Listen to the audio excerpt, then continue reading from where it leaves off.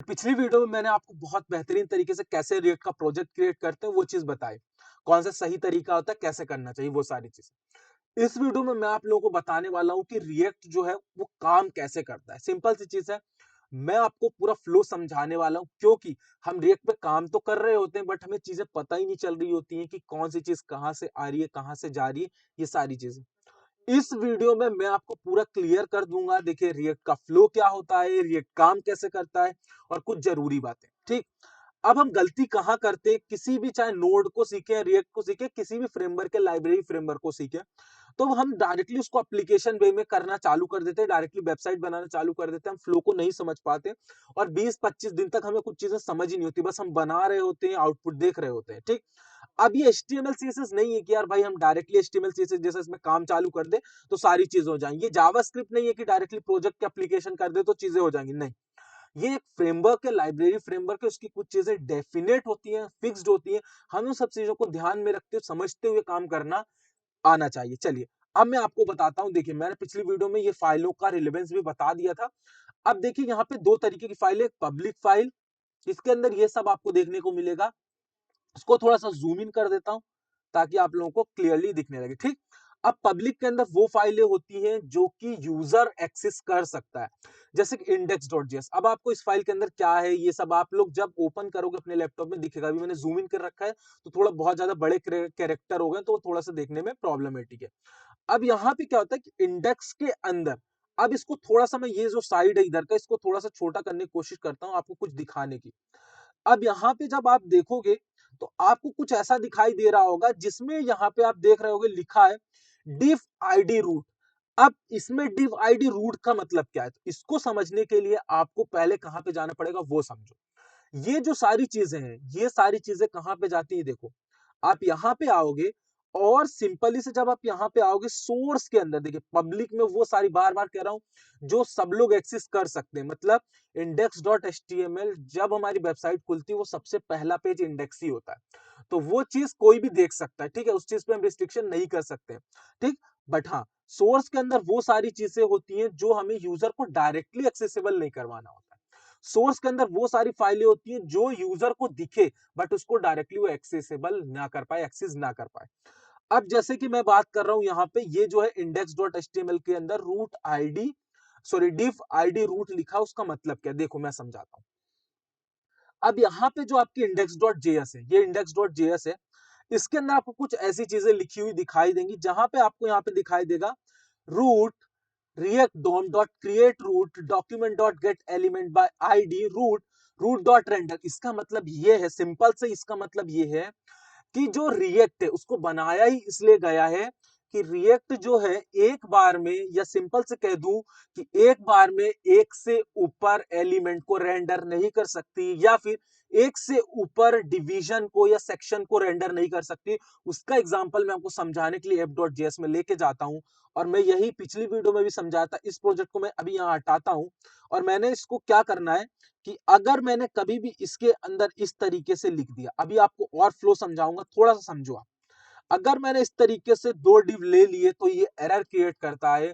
React यही कहता है सिंपल से कि आप एक पेरेंट एलिमेंट के अंदर कितनी भी चीजें लिख सकते हो। आप एक पेरेंट एलिमेंट के अंदर कितनी भी चीजें लिख सकते हो, चाहे वो सेक्शन हो। अब आप इसके बाहर कोई चीज मत लिखो। ठीक है, जरूरी नहीं कि वो सेक्शन हो। इसको हटाने के बाद चाहे आप यहाँ पे लिख लो, थोड़ा सा इसको जूम इन करते ताकि आपको दिखाई दे अच्छे से। चाहे आप यहाँ पे डिव लिख दो, ये भी एक पेरेंट, इसके अंदर आप सारी चीजें लिख दो, रिएक्ट एरर नहीं देगा, बोलेगा बिल्कुल सही कर रहे हो आप। तो इसीलिए रिएक्ट ने क्या किया कि यहां पर एक इस तरीके से एंगुलर ब्रैकेट दिया। वो ये कहता है रिएक्ट कि आप पहले इन ब्रैकेट को यूज कर लो, अब इसके बाद आपकी मर्जी जो है वो आप चाहे कितने भी यहाँ पे डिव ले लो, चाहे कितने भी पैराग्राफ ले लो, चाहे आप कितने भी यहाँ पे सेक्शंस ले लो। बट हाँ ध्यान रखना, कंडीशन ये है कि ये सारी चीजें किसी ना किसी एक पेरेंट के अंदर होनी चाहिए, यानी एक सिंगल एलिमेंट के फॉर्म में होनी चाहिए। आई थिंक ये चीज आपको समझ में आ गई होगी। अब इसके बाद मैं क्या करता हूँ कि थोड़ा सा इसको जूम कम करता हूं ताकि आप लोगों को और सही तरीके से चीजें समझा सकूं। ठीक, अब इसके बाद क्या होता है कि जो भी चीज आप यहाँ पे ऐप में लिखे हो ये सारी, देखो यहाँ पे नीचे जाओगे और आपको एक स्टेटमेंट, अभी इंपोर्ट एक्सपोर्ट में नेक्स्ट वीडियो में आपको बहुत बेहतरीन से समझाने वाला हूँ, बट अभी आप सिर्फ इसको देखो कि ये चीजें कर काम कैसे रही। अब जो ये app sorry export default app है, देखिए इंपोर्ट और एक्सपोर्ट मतलब सिंपली ये होता है कि आप जावा स्क्रिप्ट में एक फाइल से दूसरी फाइल में कोई भी चीजें ट्रांसफर कर सकते हो इंपोर्ट एक्सपोर्ट की हेल्प से। तो जैसे ही आपने यहाँ पे एक्सपोर्ट किया किसको, ऐप को। अब यहाँ पे ध्यान से ये समझना कि जो ऐप आपको दिख रहा है, ऐप एक फंक्शन, ऐप क्या है, एक फंक्शन है। अब ऐप जो फंक्शन है, एक फंक्शन को मैंने क्या किया है कि एक्सपोर्ट किया है। आपको पता है कि आउटपुट फंक्शन कब दिखाता है, आपको ये समझना होगा कि फंक्शन आउटपुट जब ही दिखाता है जब आप किसी फंक्शन को कॉल करते हो। सिंपल सी चीज है, मैंने आपको ये चीज समझाई, आपको भी ये चीज पता है कि फंक्शन अपना काम कब तक नहीं करेगा जब तक आप उसको कॉल नहीं करोगे, ठीक। तो मैंने क्या कहा कि मैं एक फंक्शन बना रहा हूं बट मैं उसको अभी एक्सपोर्ट किया हूं, मैंने उसको कॉल नहीं किया। बट देखो इस एक्सपोर्ट, एक्सपोर्ट मीन्स यहां से भेजना। अब इस ऐप की जो चीज है वो इंडेक्स जेएस जो कर रहा है वो ये देखो, सबसे पहली या दूसरी तीसरी लाइन में देखो क्या कह रहा है कि मैं उस ऐप को जो आपने ऐप डॉट जेएस से एक्सपोर्ट किया है उसको मैंने यहाँ पे इंपोर्ट किया है, और इंपोर्ट ऐप को मैंने देखो यहां पर एक किसी रूट रेंडर। अब इस स्टेटमेंट का मतलब समझो, देखना ध्यान से, अब मैं आपको स्टेप बाय स्टेप चीजें समझा रहा हूं। एफ डॉट जेएस में जो मैंने लिखा वो मैंने कहा कि मैंने लिख तो दिया है बट मैं उसको एक्सपोर्ट करना चाहता हूं। अब एक्सपोर्ट कहां करना चाहता हूं, क्योंकि मुझे उसका आउटपुट दिखाना है। तो ये जो एक फाइल होती है उस फाइल के अंदर जो एक फंक्शन होता है, आपको सिंपल सी कॉन्सेप्ट पता है कि फंक्शन जब भी अपना आउटपुट दिखाता है जब उसको कॉल किया जाता है, ठीक है। तो फंक्शन पे मैंने कुछ यहाँ पे, अभी आप ये मत समझने की कोशिश करो कि भाई फंक्शन के अंदर या एचटीएमएल के सॉरी जावास्क्रिप्ट के अंदर ये एचटीएमएल कैसे चल रहा है। तो ये सिंटेक्स कुछ अलग चीज है, इसको मैं नेक्स्ट वीडियो में पूरा क्लेरिफाई कर दूंगा। बट हाँ, जो भी मैंने बनाया है सिंपल चीज ये है, बार बार कह रहा हूं कि जब तक मैं उसको कॉल नहीं करूंगा आउटपुट नहीं दिखाएगा, ठीक। मैंने यहां से इसको एक्सपोर्ट किया और यही फ्लो होता है, देखना ध्यान से, यही फ्लो होता है कि ये आएगा सारा का सारा जो आपने किया है वो कहां पे आएगा, वो आएगा आपके यहाँ पे जो है रूट। यानी कि रूट मींस सिंपल से कहने का ये मतलब है कि इंडेक्स डॉट जेएस में, और इंडेक्स डॉट जेएस में रिएक्ट ये कहता है कि आप कोई भी एलिमेंट क्रिएट करना चाहते हो कहां पर, क्योंकि देखो सिंपल सी चीज है कि जावास्क्रिप्ट अपना आउटपुट अपने आप नहीं दिखा सकता जब तक आप उसको एचटीएमएल में रेंडर नहीं कराओगे। तो हमने क्या किया कि एक वेरिएबल बनाया जिसका नाम था रूट। मैंने एक रिएक्ट डोम के थ्रू एक एलिमेंट क्रिएट किया जिसका नाम था डिव, और वो डिव आपको यहां पे देखने को मिलेगा जो कि पब्लिक में है इंडेक्स डॉट एचटीएमएल के अंदर, ये देख सकते हो इसका आईडी क्या है, रूट। तो इसका जो आईडी रूट है मैंने उसको document dot gate element by ID किया इंडेक्स डॉट जेएस में, और उसको मैंने एक वेरिएबल पे रखा और मैंने उसको ये कहा कि इसमें के अंदर यानी रूट के अंदर रेंडर कर दो क्या, स्ट्रिक्ट मोड में। अब देखिए स्ट्रिक्ट मोड क्या होता है, इसको मैं थोड़ा सा क्लेरिफाई अभी कर देता हूं। देखिए स्ट्रिक्ट मोड क्या होता है कि जावा स्क्रिप्ट जो है वो स्क्रिप्टिंग लैंग्वेज है जो कि एक लूजली बाउंडेड लैंग्वेज है, तो बट जिसमें कोई थोड़ी बहुत भी एरर होती है बट वो चल जाता है। तो हम यहाँ पे क्या करना चाहते हैं कि हम एरर को और स्ट्रिक्ट तरीके से यूज करना चाहते हैं कि एरर रहते हुए सारी चीजें ना चले, एरर्स को दे। तो इसलिए हमने स्ट्रिक्ट मोड यूज किया। अब इसके अंदर मैंने ऐप को क्या किया है, कॉल करा दिया है एज ए कंपोनेंट। ये जो चीज होती है इसको कहते हैं कंपोनेंट, और यही एक तरीके से कह सकता हूं कि मैंने जो ऐप नाम का ऐप डॉट जेएस में बनाया था फंक्शन, उसको मैंने यहां से इंपोर्ट किया और इंडेक्स डॉट जेएस के अंदर उसको इंपोर्ट किया, और इंपोर्ट करने के बाद उसको मैंने कॉल कराया। अब जो कॉल कराई चीज है वो अपना आउटपुट दिखाएगी आपको। और मैंने इस प्रोजेक्ट को जब रन किया, रन करना अभी मैं आपको सिखा दूंगा। अभी मैंने उसके अंदर कुछ नहीं लिखा है, और जैसे ही मैं लिखूंगा यहाँ पे ऐप के अंदर जाके, यहाँ पे लिखूंगा जैसे ही हेलो वर्ल्ड, और आपको आउटपुट दिख जाएगा यहाँ पे, ठीक। अब ये देखिए हेलो वर्ल्ड, आपको आउटपुट थोड़ा सा जूम इन कर देते हैं, दिख रहा है ये देखो। अब एक चीज और, अभी आपको इसे बना बनाया में समझ में है, अब मैं आपको यहाँ पे समझाता हूं कि हम इस चीज को कैसे खुद से एक कंपोनेंट बना के रेंडर कर सकते हैं, ठीक। चलिए मैं वो बता देता हूं। आप यहीं पे सीधे एक फाइल को क्रिएट करेंगे जैसे मैंने किया, शो डॉट जीएस। अब यहाँ पे काम जीएस में होगा, एचटीएमएल नहीं लिखना है।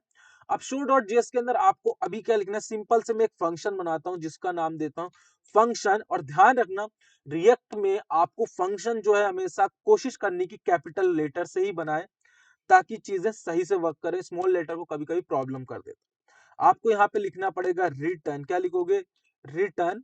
और रिटर्न के अंदर आपको लिखना है, ध्यान से समझना, दिस लिखो, दिस इज कौन सा पेज है, इसको मैंने कहा show, this is show page.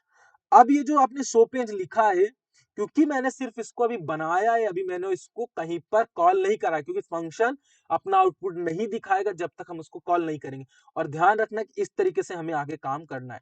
मैं क्या करता हूं, मैं इसको करता हूं एक्सपोर्ट, क्या करता हूं, एक्सपोर्ट डिफॉल्ट, क्या करता हूं, एक्सपोर्ट डिफॉल्ट, किस नाम से करना है, शो नाम से, SHOW, मैंने एक्सपोर्ट डिफॉल्ट कर दिया शो। अब आपको जाना है और आपको सिंपल इसे index.js में जाके और आप जैसे यहाँ पे करोगे इंपोर्ट, क्या करना है आपको, इंपोर्ट आपको करना है SHOW। और देखिए उसने सीधे बता दिया कि आपको इंपोर्ट कर रहे हो, कहां से कर रहे हो, शो फोल्डर से कर रहे हो। अब आपको इसके अंदर जाना है और शो नाम के फंक्शन को आपको कॉल करा लेना है एज ए कंपोनेंट। सारी चीजें मैं और बताऊंगा, बट अभी के लिए आप समझ लो, ये देखो आउटपुट आपका आ गया है, हेलो वर्ल्ड के नीचे this is show page. I think आपको सारी चीजें थोड़ा सा क्लेरिफाई हो गया होगा कैसे काम करता है। देखो चीजें फिर बता देता हूं, जो भी आप ऐप के अंदर या जो भी आप अपने आप से बनाई हुई फाइल के अंदर कुछ भी काम करते हैं, उसको आपको इंडेक्स के अंदर पहले इंपोर्ट कराना होगा। और जैसे जैसे आपको चीजें दिखानी है, वैसे आप स्टेप बाय स्टेप उसके नीचे कंपोनेंट के फॉर्म में कॉल कराते जाओगे। और ये सारी की सारी चीजें कहां पे जाएंगी, तो देखो लिखा है रूट डॉट रेंडर। तो रूट जो है आपको यहाँ पे सोर्स में index.html में मिल रहा है, तो सारी चीजें यहाँ के रेंडर और योर HTML दिखा रहा है। ऐप या सारी फाइलें पहले आती हैं index.js में, और फिर index.js के बाद ये सारी चीजें रूट से रेंडर होके जाती है HTML में, और वही HTML आपको आउटपुट दिखाता है। आई होप आपको यहाँ से प्रोजेक्ट के फ्लो पता चले होंगे, फाइलें कैसे काम करती हैं, ये सारी चीजें। नेक्स्ट वीडियो में कैसे प्रॉपर तरीके से एक डेवलपर्स के जैसे हम कंपोनेंट्स को क्रिएट करना सीखेंगे, सारी चीजें। मिलते हैं नेक्स्ट वीडियो के साथ। Make easy, learn easy.